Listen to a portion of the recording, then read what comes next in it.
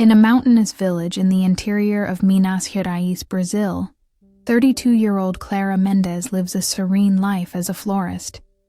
Its small shop, full of sunflowers and roses, is the heart of São Lourenço's central square, where the scent of flowers mixes with the aroma of fresh coffee in the morning. Clara is known for her shy smile and dedication to the Capela do Rosário, a little stone church with colorful stained glass windows that shine in the sun. Raised in a Catholic family, she finds peace arranging the altar and lighting candles for Sunday masses. But beneath her apparent calm, there is an emptiness that she cannot explain, a longing for something she has never experienced. Clara is single, and her clients' conversations about love and happy families awaken a silent longing in her. "Have you ever thought about falling in love, Clara?" asks Dona Helena, a customer, while choosing lilies. Clara laughs, looking away. But the question keeps echoing.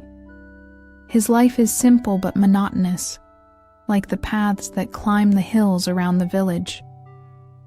The arrival of Father Daniel, a year ago, changed the dynamics of the chapel.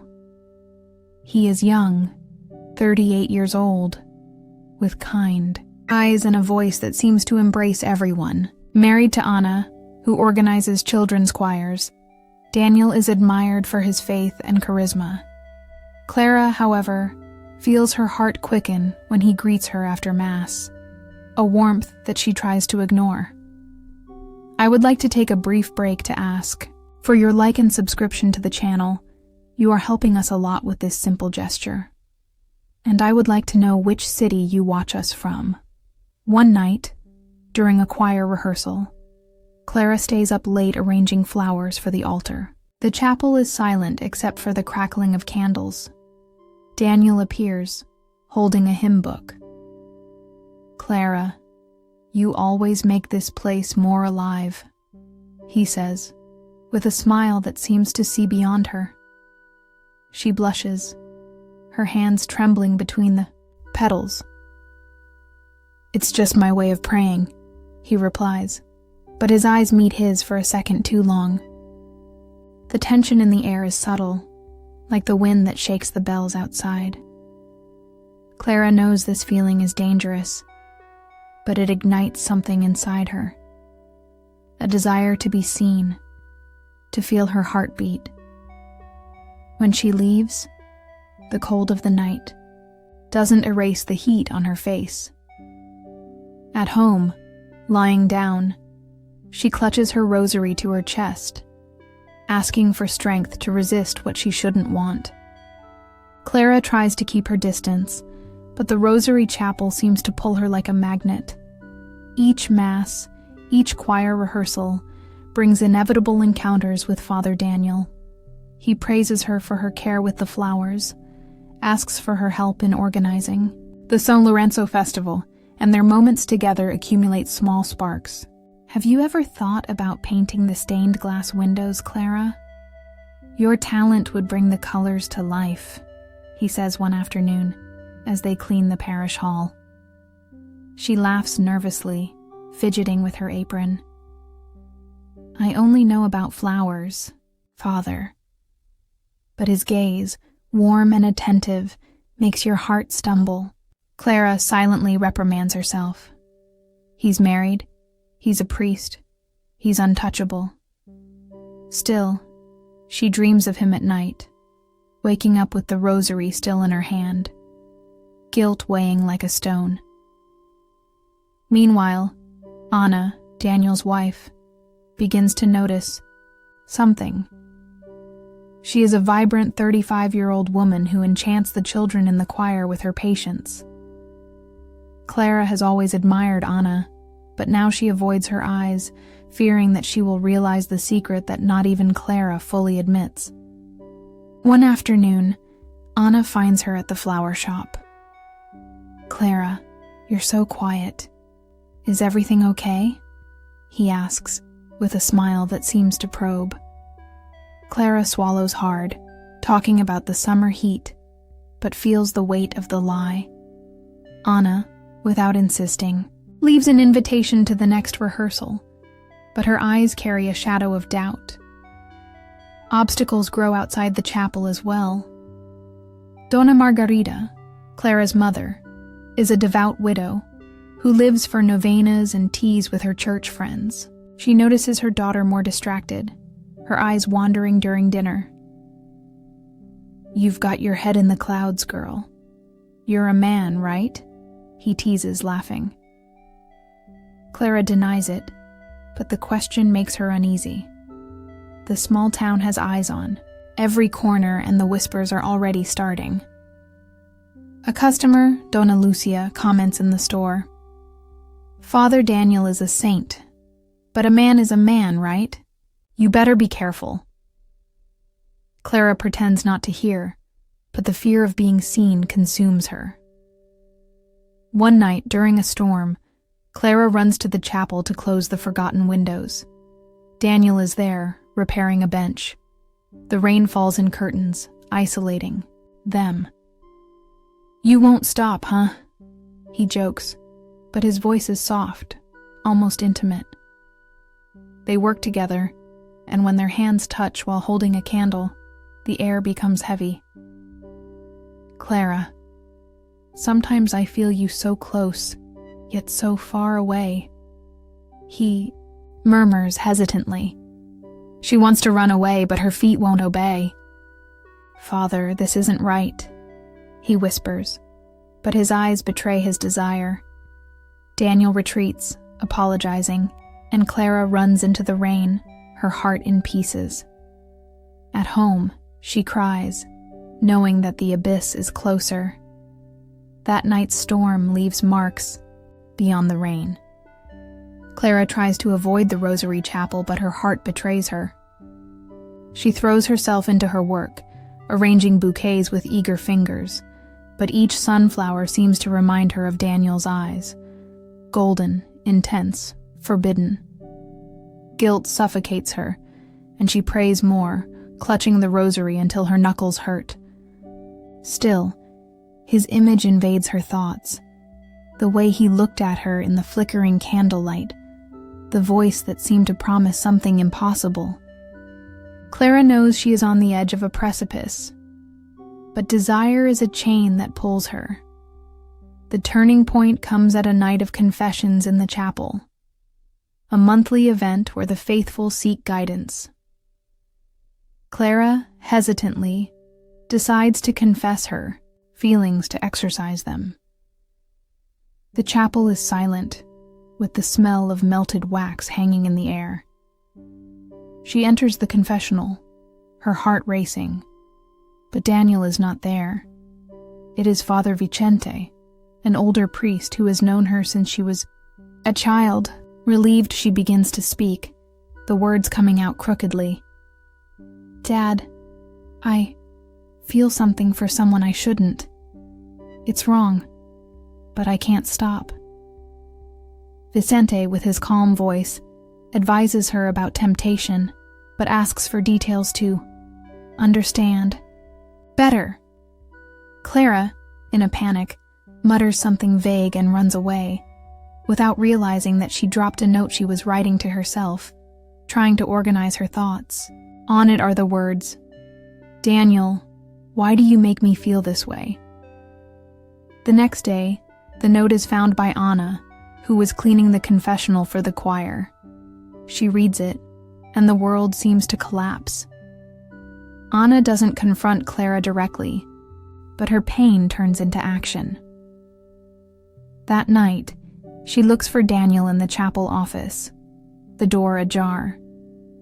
Clara, who had come to deliver flowers for the Mass, hears loud voices and stops, hidden in the shadows. "You and Clara, Daniel? Don't lie to me," says Anna, her voice shaking with anger and hurt. Daniel denies it, but his hesitation gives him away. "I never wanted to hurt you, Anna. It was a mistake, a moment." He tries to explain, but Anna cuts him off. "One moment? You are my husband, father of my children." Clara, petrified, feels her legs weaken.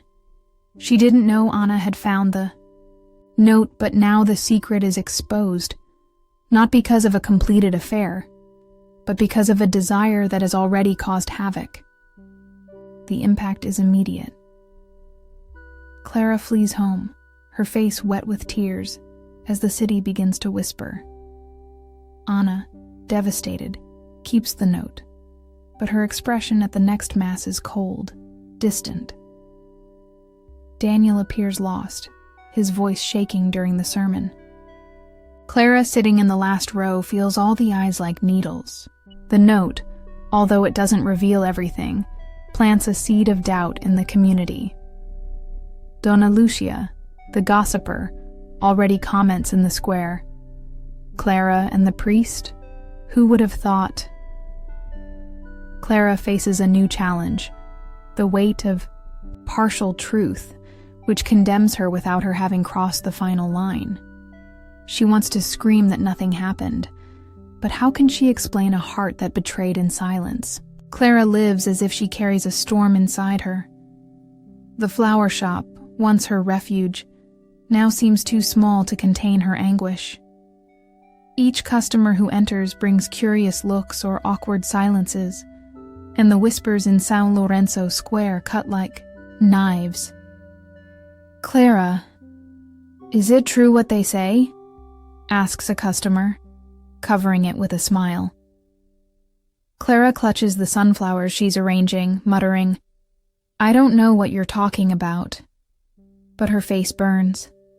She avoids the Rosary Chapel, but the absence of bells and hymns leaves an even greater void. Guilt for her feelings, and for the note that exposed everything, consumes her. But there is also anger. Why did Daniel look at her like that? Why couldn't she resist her heart? At home, tension with Donna Margarita, his mother, grows. Margarita has heard the rumors and confronts Clara one night while they are peeling potatoes in the kitchen. "Daughter, tell me it's not true. You and the priest?" he asks, his eyes teary. Clara hesitates, wants to tell everything, but fears breaking her mother's heart. "I didn't do anything, Mom.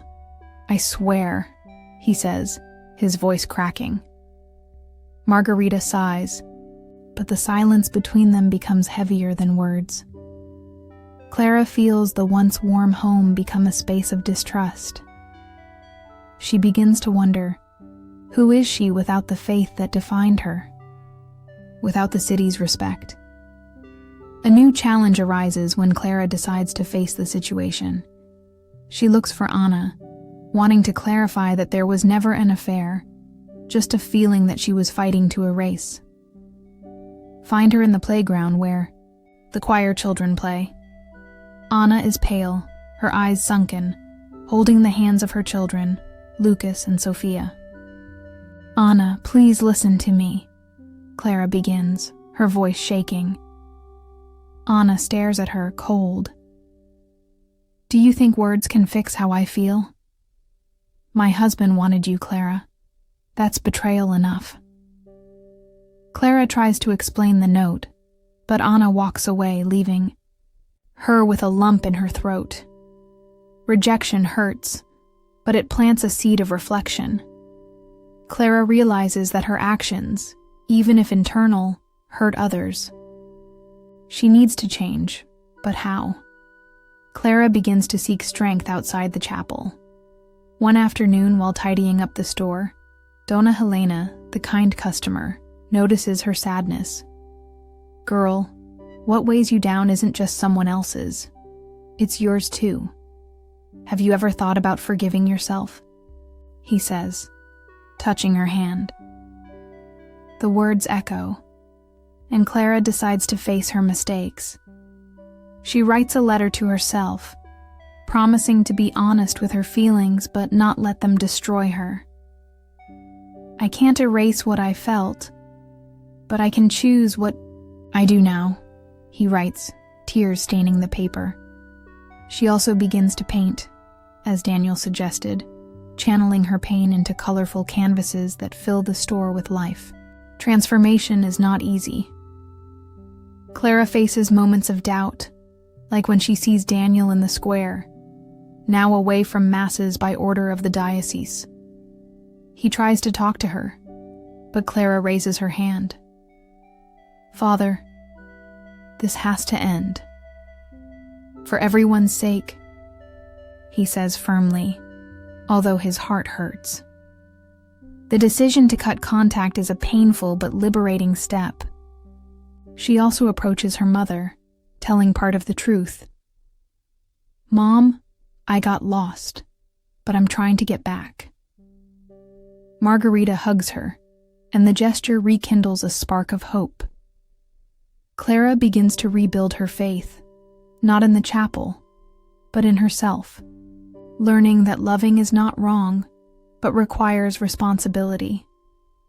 The tension in San Lorenzo grows like clouds before a storm.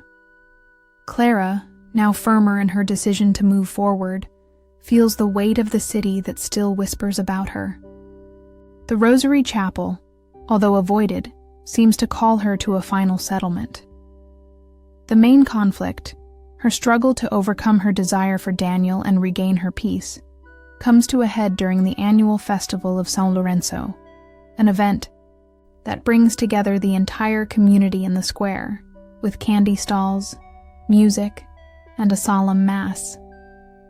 Clara knows that Daniel and Anna will be there, and the idea of facing them, along with the eyes of the city, makes her stomach turn. But she decides to go, not to hide, but to prove to herself that she can face the consequences of her mistakes. The square is alive, with colorful lanterns swinging in the wind and children running between the stalls. Clara sets up her flower stand, the scent of roses mixing with the smell of popcorn. She wears a simple green dress, her hair down, trying to look confident, but her eyes scan the crowd, fearing and wanting to find Daniel.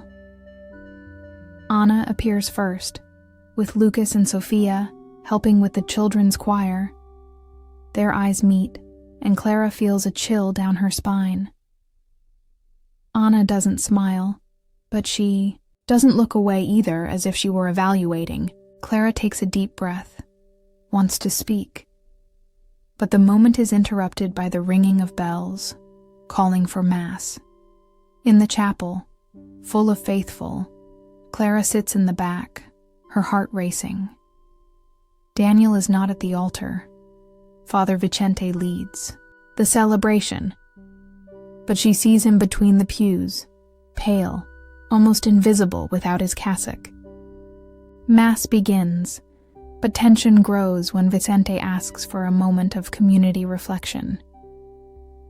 "May everyone look at themselves and forgive, as God forgives us," he says, and Clara feels the words like a punch. Suddenly, Donna Lucia, the gossiper, raises her voice from the crowd. "Forgiveness is easy to ask, but what about when the sin is in everyone's face? Isn't that right, Clara?" Silence cuts through the chapel, all eyes turning to her. Clara freezes, her face on fire, her hands shaking, in her lap. It's the culminating moment. Clara could run away, as she has done so many times, but something inside her refuses to give way. She stands up, her legs fragile, and takes a deep breath. "I'm not perfect, Ms. Lucia. I felt things I shouldn't have, but I've never betrayed anyone. I'm not going to carry guilt that isn't mine." His voice trembles, but it echoes in the chapel. Daniel, a few benches away, lowers his head, while Anna squeezes her children's hands, her eyes teary. The crowd murmurs, but Clara continues. "If anyone here has never made a mistake, speak up now. I just want peace." She sits up, her heart racing but relieved, as if she has let go of a weight of years. The impact is immediate.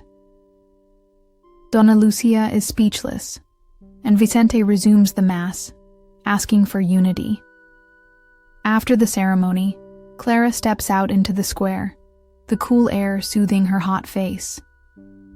Anna follows her, hesitantly. Clara, I don't forgive you yet, but I saw that you're trying. That counts, he says, his voice low, before walking away with the children. Daniel tries to get closer, but Clara cuts him off with a firm look. That's enough, Daniel. It's over. He nods, defeated, and disappears into the crowd. The city still whispers, but Clara feels, for the first time, that the judgment of others does not define her. She returns to the stand, arranging the flowers with lighter hands, while party music echoes in the background, as a sign that life goes on. The Feast of San Lorenzo marks a turning point for Clara, but the consequences of her actions and choices continue to reverberate. After his speech in the chapel, the city of San Lorenzo does not forget, but the whispers lose strength. Some look at her with respect, others with caution, but Clara no longer hides. She returns to the flower shop with new purpose, arranging bouquets with a calm she hasn't felt in months. The weight of guilt still visits her, but now it's lighter, like a shadow that doesn't cover all the sun. The Rosary Chapel, however, remains, a place she avoids, not out of fear, but because her faith now flourishes in another terrain, within herself. Anna makes a definitive decision. After difficult conversations with Daniel, she decides to move with Lucas and Sofia to Belo Horizonte, where her sister lives. I need a fresh start, Clara. It's not just for you, it's for me, she says in a brief conversation in the square, days after the party.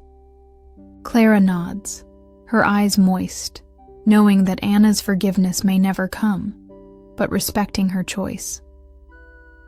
Daniel, suspended by the diocese, leaves San Lorenzo for a spiritual retreat, with no date for returning. Before leaving, he leaves a letter at the flower shop. Clara, I made a mistake with you, with Anna, with myself. I hope you find peace. Clara reads it, but doesn't respond, folding the paper and putting it in a drawer. The gesture is a final point, not out of anger, but out of freedom. The relationship with Donna Margarita, his mother, also changes. One night, while they are drinking tea on the balcony, Clara opens her heart. Mom, I didn't do what they say, but I felt wrong things. I'm learning to be better. Margarita, silent for a moment, holds his hand. You're my daughter, Clara. God sees what you're trying to do. The hug that follows is warm, rebuilding the bridge that rumors almost tore down. Margarita smiles again, and the nights at home regain some of the warmth they had before, with conversations about flowers and simple plans. Clara finds strength in the community, even if little by little. Donna Helena, the loyal client, invites her to paint murals at the local school, and Clara accepts, her canvases bringing color to the walls and her life. You have a light, girl. Don't let anyone turn it off, says Helena, as they paint together. The children in the choir, who previously avoided her due to their parents' influence, once again ask for flowers for their performances, and Clara delivers them with a genuine smile. The city begins to see her not as the woman of scandal, but as the flower girl who resists, who grows despite the storms. The narrative ties its ends with Clara reflecting on a quiet afternoon while tidying up the store. She looks at a vase of sunflowers, remembering how they made her think of Daniel, but now she sees only beauty, not pain. I fell, but I got up. And that's enough, he thinks, as the chapel bell rings in the distance. She won't go to Mass today, but she prays in her own way, giving thanks for the chance to start over. The conclusion is emotionally satisfying. showing Clara stronger, not by erasing the past, but by accepting it as part of who she is. The village goes about its routine, with the scent of coffee and the murmur of the hills. Clara now is part of this landscape, not like a shadow, but like a flower that has learned to face the wind. She smiles at a customer, handing her a bouquet, and for the first time in a long time, her heart feels light, as if the future could be as colorful as her paintings. 2 years after the São Lourenço festival, Clara Mendes walks along the dirt, trails that skirt the São Lourenço hills, the fresh wind carrying the scent of eucalyptus. The flower shop has grown. Now it's not just a store, but a small studio where Clara gives painting classes to children and the elderly. Her canvases, full of vibrant sunflowers and starry skies, decorate the square, and even the Rosary Chapel features a stained glass window that she restored, with shades of blue that dance in the evening light. Clara, at 34, is still the same, woman with the shy smile, but there is a new serenity in her eyes, as if she had found a piece of herself that she didn't know was lost. The city changed with it. Dona Margarita, now grayer, organizes community teas on the balcony, telling stories about Clara as a girl that make everyone laugh. "My daughter has always been stubborn, but she has a big heart," she says proudly, while serving cake. Their relationship is a strong bond, woven with honest conversations and silences that no longer weigh. Margarita sometimes asks if Clara is thinking about dating, and she laughs, saying, "Mom, I'm married to my flowers and my paints." But his eyes shine, open to whatever comes without rushing. About Anna, Clara has sparse news. She learned from Dona Helena that Anna opened a music school in Belo Horizonte, where Lucas and Sofia grow up happily, playing the violin and laughing like any children. Anna never returned to São Lourenço, but sent a letter to the parish, thanking her for the good memories and asking for prayers. Clara read the letter, displayed on the chapel's wall, and felt a quiet relief. Not forgiveness, but a sign that Anna had found her way. Nobody talks much about Daniel. Rumors say that he works on a mission in the countryside, far from cassocks and altars, seeking redemption in his own way. Clara doesn't hold any grudges. She just wants him to be at peace, as she learned to be. The chapel remains the heart of the village, but Clara rarely visits it, preferring to pray on the hills, where heaven seems closer. One afternoon, while painting with the children at school, one of them, little Marina, asks, "Aunt Clara, have you ever done something you regretted?" Clara stops, the brush suspended, and smiles. "Yes, dear. But the important thing is what we do afterwards. Get up, learn, continue." Marina nods, without understanding everything, but keeps the words like a seed that could one day blossom. The central theme, love, temptation, and redemption, resonates in Clara's future. She learned that the heart may stumble, but strength comes from choosing what is right, even when it hurts. Your store is a reflection of this. Each bouquet, each canvas, is proof that beauty can be born from pain. One night, while cleaning up the store, Clara finds the old rosary she wore at the time of the scandal. She holds it, feeling the light weight of the beads, and smiles. "Thank you for teaching me how to fall and how to fly," she murmurs, keeping it fondly, not as an anchor, but as a memory. The story ends with Clara on the balcony, looking at the stars over the hills. A gentle breeze ruffles her hair, and she closes her eyes, her heart full. São Lourenço sleeps, but Clara is awake, living a present that neither fears the past nor doubts about tomorrow. The final note is one of hope, a reminder that even after the storms, the sun always finds a way to shine. Don't forget to like and subscribe to help us, and tell us where you watch us from.